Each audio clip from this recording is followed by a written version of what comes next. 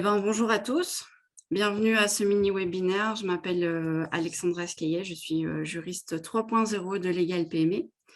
Et aujourd'hui, nous allons donc voir un peu les différences entre les ASBL et les sociétés. Donc voilà, nous allons commencer par voir un peu quelle est la différence au niveau de la définition d'une ASBL et d'une société. Pour les deux, c'est un groupement de personnes. En général, on ne fait pas une société tout seul, ni une ASBL encore moins. La différence entre les deux se trouve vraiment au niveau du but poursuivi. Dans une ASBL, en général, le but poursuivi est vraiment désintéressé. C'est même dans la définition même donnée par la loi, c'est une obligation légale d'avoir ce but désintéressé. Au niveau des sociétés, en général, quand on constitue une société, on a un but financier, un but intéressé, un but économique. Donc ça, c'est vraiment la grosse différence entre les deux au niveau de la définition.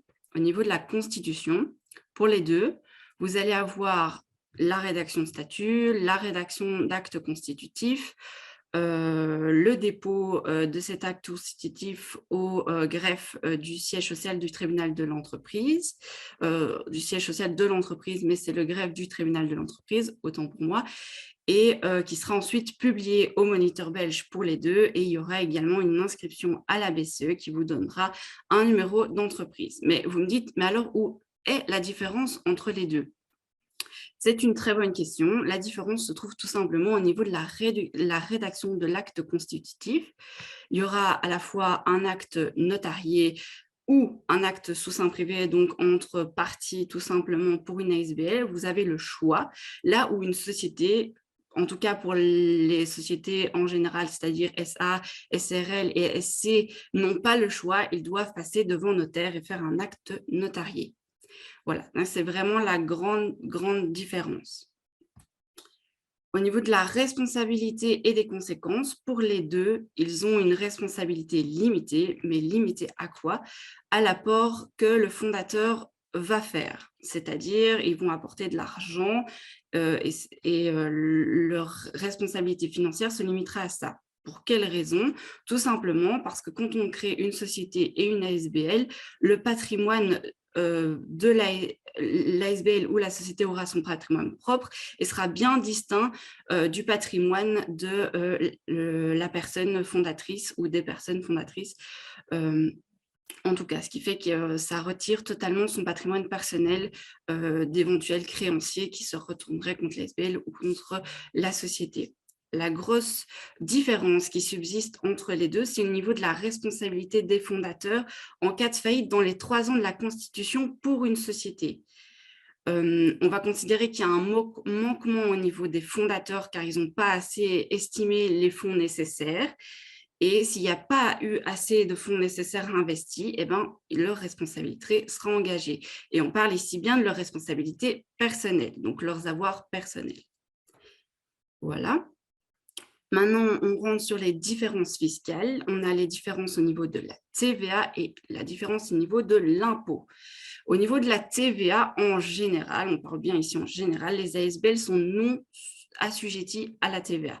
Donc, c'est-à-dire que si elles ne réalisent pas d'activité commerciale, parce que je vais l'expliquer dans les prochaines slides, depuis la réforme du CSA, les ASBL sont autorisés à réaliser des activités commerciales, c'est-à-dire faire des ventes d'objets et faire donc réaliser ce qu'on appelle du profit. Mais on verra quelle est la différence par la suite au niveau des ASBL et des sociétés par rapport à ce profit qu'elles réalisent. Ici, donc, elle ne sera pas assujettie à la TVA et donc, ce qui veut dire qu'elle devra payer la TVA comme un consommateur normal et donc, elle ne devra pas non plus faire de déclaration de TVA, mais si elle la paye, ça veut dire qu'elle ne pourra pas la récupérer et elle ne récolte pas la TVA pour la reverser au fisc. Ce qui est totalement différent pour une société parce que les sociétés sont évidemment soumises à la TVA. Donc, elles vont devoir remplir des déclarations de TVA et devront récupérer la TVA, ce qu'elles ont payé, et devront transmettre la TVA qu'elles ont perçue de leurs consommateurs. Ici, au niveau, il existe effectivement pour les deux, mais plus souvent pour les sociétés, des régimes spécifiques lorsqu'ils sont soumis à la TVA, comme par exemple le régime de la franchise, qui est un régime où lorsqu'on fait de moins de 25 000 € de chiffre d'affaires, eh ben, on n'est pas soumis à la TVA. Donc, il y a effectivement des exceptions qui existent pour cet assujettissement. Au niveau de l'impôt, maintenant, on a les SBL sont soumis à l'impôt des personnes morales. Donc, c'est un impôt qui n'est pas relatif aux bénéfices qu'elle va faire, mais bien sur 5 différents revenus. L'essentiel de ces revenus sont des revenus à la fois immobiliers, revenus cadastrales et revenus immobiliers divers, des revenus mobiliers, immobiliers divers, comme on dit, et d'autres revenus sur certaines plus-values. Par exemple, pas toutes, parce que on le sait ou pas, mais les plus-values ne sont pas toutes taxées. Donc ça, c'est au niveau des éléments taxés dans une ASBL, et au niveau des sociétés, c'est évidemment l'impôt des sociétés, où là, les sociétés sont taxées sur le bénéfice qu'elles réalisent, à un taux progressif qui est pour les petites sociétés, c'est 20% si on remplit certains critères, et pour les autres, en tout cas, c'est 25% maximum d'impôt des sociétés. Donc, au niveau de l'activité et des dividendes, ici, c'est vraiment l'élément central qui va vous faire choisir entre une ASBL et une société en général, encore une fois. Est-ce que vous voulez réaliser des activités commerciales? Si la réponse est non, alors on va plus souvent opter pour une ASBL. Si vous voulez réaliser des activités commerciales, faire de la vente d'objets, ce genre de choses, vous allez alors vous poser la question de savoir est-ce que vous voulez distribuer des dividendes, vous distribuez des dividendes ou aux autres actionnaires ou à vos actionnaires, tout dépend de la chose, ou si vous voulez garder un aspect financier dans votre ASBL, enfin dans votre entreprise. Si la réponse est non, dans ce cas-là, alors on va le plus souvent opter, encore une fois, pour une ASBL. Si la réponse est oui et que c'est primordial pour vous, alors il faut envisager une société, une SA, SRL, SRL ou NSC. Il y aura encore un point d'attention au niveau de la dissolution. Pour une ASBL, effectivement, lorsqu'elle est dissoute, les fondateurs ne vont pas récupérer leurs fonds. En général, ils seront attribués à un but désintéressé. Ils vont leur envoyer le fonds, ou en tout cas l'actif net qui reste, vers une autre ASBL qui aussi réalise un but désintéressé, ou tout autre, le but étant que cet argent soit investi dans un but désintéressé. C'est l'objectif principal et c'est une obligation légale. Au niveau de la société, les actionnaires, quant à eux, peuvent récupérer le fonds pour autant qu'il reste de l'actif net, et s'il y a une faillite, évidemment, c'est plus compliqué de récupérer les fonds investis. Donc, les points suivants, c'est tout simplement de vous inviter à vous inscrire sur notre newsletter, suivre nos prochains mini-webinaires et ne pas hésiter à nous contacter pour obtenir nos livres de droit social. Il y a moyen de le commander en ligne sur notre site. Et évidemment, n'hésitez pas à nous contacter pour tous ceux qui ont eu des questions aujourd'hui auxquelles je n'ai pas été claire, auxquelles je n'ai pas répondu, parce que évidemment le temps est limité.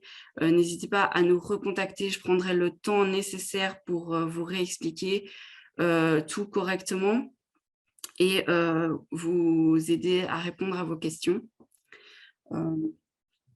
Au niveau des autres mini-webinaires, voilà, n'hésitez pas, on va faire un mini-webinaire au mois d'avril sur la surveillance des travailleurs, au mois de mai sur les contrats commerciaux et au mois de juin sur le règlement de travail.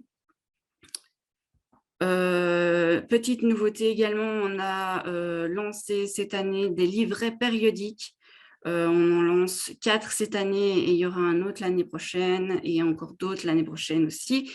Au niveau du contenu, il y aura un article en legal design afin que ce soit clair et compréhensible pour tout le monde, une checklist utile pour vous aider à prendre des décisions ou en tout cas à reprendre les éléments importants de ce mini-livret, et une interview de gens professionnels, experts ou du milieu qui peut être intéressant. Au niveau des sujets de ces mini-webinaires, comme vous l'avez vu, le premier sera sur les voitures de société, qui est vraiment un élément important actuellement parce qu'il y a beaucoup de choses qui rentrent en compte avec les modifications fiscales. Il y a, pour le suivant, ce sera sur le télétravail. Ensuite, les relations entre actionnaires, le droit à l'image et le RGPD. Et pour l'année prochaine, on commencera avec le règlement de travail. Vous pouvez en obtenir un.